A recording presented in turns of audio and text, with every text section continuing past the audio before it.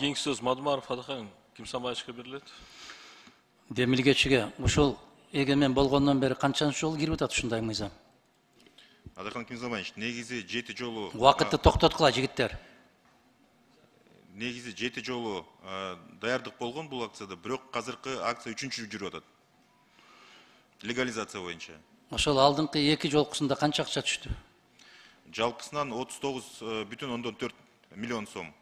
39 миллион. Ооба, 9,2 миң киши декларациясын беришкен.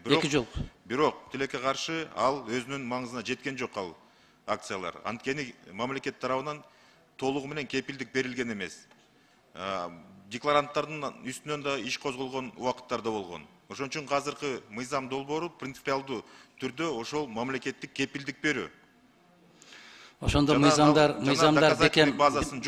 бекем кармалып атканда кепилдик бербеген, азыр береби кепилдикти? Урматтуу Адахан Кимсанбаевич, буга чейин экономика тарабынан, финансы, фискалдык тарабынан биз мыйзамдар жазып киргизип атканбыз, укук коргоо органдар тилекке каршы гарантия бербей аткан. Ошондуктан урматтуу президент Садыр Нуркожоевич, биз иштеп чыккан мыйзамды генералдык прокурор Курманкул Токторалиевичке берип, болгон 4 ай, 5 ай Кыргызстандагы бизнесмендердин баарын чакырып алып, ушул кепилдиктердин негизинде кийин укук коргоо органдар кылмыш ишин козгой албай тургандай кылып иштеп чыктык бүгүнкү күнү. Эгерде ушул мыйзамды биз сунуштап аткан редакцияда кабыл алып бере турган болсоңуздар, мындан ары укук коргоо органдар легалдаштырылган биздин физикалык түрдөгү жарандарыбызга кылмыш ишин эч качан козгой албайт да. Ушундай кепилдик пайда болгондуктан биз де үмүттөнүп атабыз, биздин дагы ишкерлер ачыкка чыгат го деп. Бул деген жөнөкөй элге ушундай түшүндүрүш керек. Бул мыйзамдын долбоору ушуга чейинки уурдаган уурларды мыйзамдаштырып коелу деген мыйзам да бул. Ушундай чейинки уурдалгандар, билингендердин баары кылмыш иши козголуп соттолуп атат, аларга мунун тиешеси жок. Өтө көп да, өтө көп, түздөн түз. Ушул мыйзамды иштеп чыгып киргизип аткандардын өздөрү да бар ушулардын арасында. Силер канча акча түшөт деп ойлоп атасыңар ошонун? Муну киреше кирет деп ойлогон жерибиз жок. Биз муну ачыкка чыгып, жанагы көмүскөдө жаткан экономиканы астыга алып чыгайлы деп атабыз. Мындан ары декларациялардын негизинде биз активтерден салык алайлы деп атабыз. Байлар көбүрөөк төлөш керек, орто катмар бирдиктүү төлөш керек, колунда жоктогулар төлөбөш керек. Ушундай саясат Садыр Нуркожоевич президент катарында, аткаруу бийлигинин башчысы катарында биздин кабинет министровго койду, биз ошонун үстүндө иштеп атабыз. Активтерди легалдаштырабыз, кимдин активи көп болсо ал көбүрөөк салык төлөй баштайт. Буга чейин азыркы силерге чейин эле эмес, Акылбек Үсөнбекович ошолордун идеологдордун бири да болгонсуз, сиз Аскар Акаевичтин кезинде дагы болгон. Уурдалгандарды легалдаштыруу деген. Болгон да бул. Анан биринчи жолу ушинтип атат, биринчи жолу антип атат деп эле күйдүрүп бүттүңөр да. Бул Казакстанда канча жолу болду? Экономика министринин кабары бар. Бул негизи Казакстан мамлекетинде дагы 4төн ашык жолу өткөн бул акция. Ошол максатына жеттиби? Максатына жетип атат. Ар бир эметилген акция өзүнүн максатына жетет. Азыркы мыйзам долбоору кепилдиги көбүрөөк. Бул негизи 1 жылдык мөөнөттө гана өткөрүлгөн акция болот. Андан тышкары 1 январь 22 жылга чейин болгон окуяларды гана легалдаштырат. Кыргыз конституциясында жазылып турат, адам укугун чектөө мыйзамдары кабыл алынбайт деп конституцияда. Бул конституциялык кепил. Бирок күн сайын чектеп атабыз адам укуктарын. Анан кайдагы кепилдик жөнүндө сөз кыласыңар эле айындар. Мындай эле айтып койсоңор, эч бир чектөө жок. Бир топ бул мыйзамда эмес, башка. Бул бир топ ууру кишилерди жарыкка чыгарышыбыз керек болуп калды деп эле айтсаңар, ушул мыйзамдын идеологиясына туура келет ушул. Чыгаралы деп атканыма ушул. Легализация деген ушул да. Сурабайбыз, кайдан уурдадың, канча уурдадың, кантип уурдадың? Болду, эми мындан ары карай сурабайбыз. Биз жетиштүү уурдап алдык, эми бизди мыйзамдаштырып койгула. Кийинкилерге дагы кийин бир 5 жылдан кийин дагы бирөө келет. Легалдаштырып койсок, ошону жакшы болот эле деп. Эмне шашылыш болуп атат? Шунчалык эле пакет менен кабыл алгыла деп депутаттар мына азыр 3төн 1 да жок залда. Эмне кыйнап атат силерди? Бұл біз жаңағы антикризистік иш-чараларды иштеп чыкканбыз. Ошонун негизинде biz активтерди легалдаштырып, ошолордон салык алайлы деп атабыз.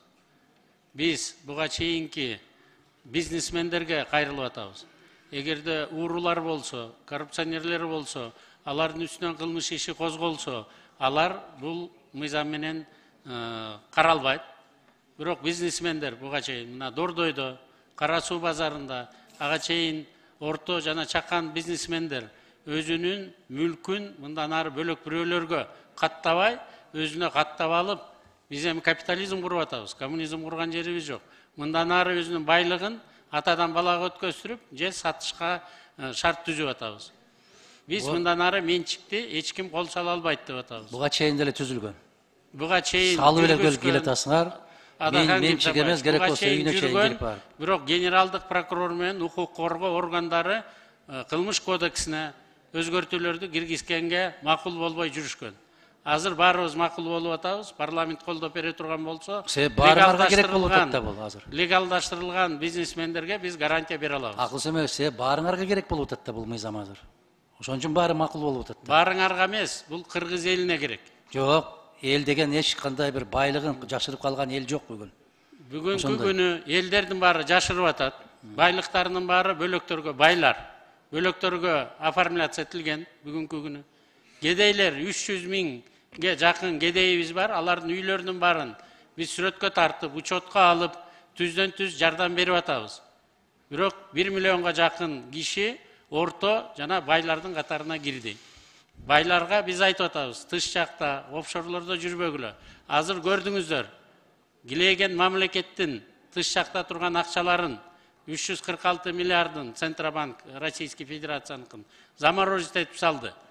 Офшорлорго каткан акчаларыңардын баары алдырып ийишиңер мүмкүн. Андан көрө Кыргызстанга алып келгиле, эгерде болсо, анда бияктан легалдаштырып алгыла деп атабыз. Мындан ары салык төлөй баштайсыңар деп атабыз. Активтерден салык алабыз. Кыска мөөнөттө миллионер болгондордун иштей турган маселе да бул, ошолор үчүн иштей турган мыйзам. Эми биз декларациядан кийин сурай баштайбыз, каяктан акчаны таптыңар деп.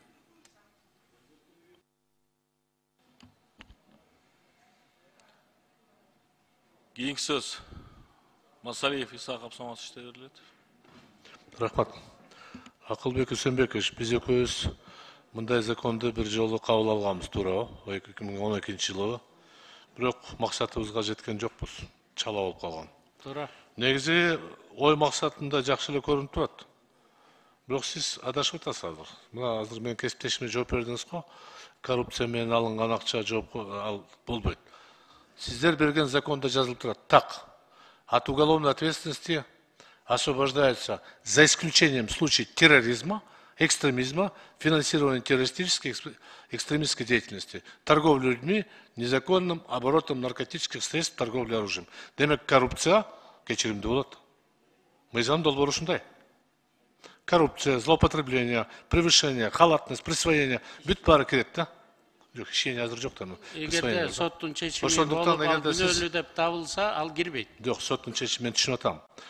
Козголгон иш кыскарат деп атасыңар да. Ошондуктан бир аз так айтсаңыз, туура болот да. Бул бир.